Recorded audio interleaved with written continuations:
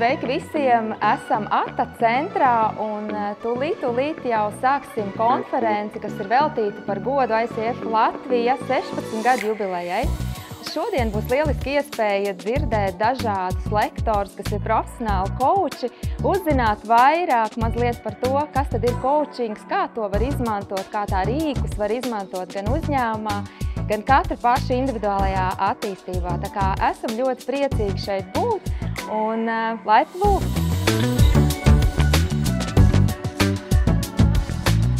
Es šodien piedalīšos paneļa diskusijā un stāstīšu un runāšu par to, cik liela loma ir uzņēmumā darbiniekiem, darbinieku pašsajūtai, darbinieku novērtējumam, ko bieži aizmirstās ikdienas ritmos, strādājot procesos, tiecoties uz labāku izaugsmi. Bet vienmēr ir atslēgas vārds – darbinieks. Man ir prieks šodien ICF konferencē dalīties runu par to, kā nonākt no nē līdz parakstīts darījuma sarunās.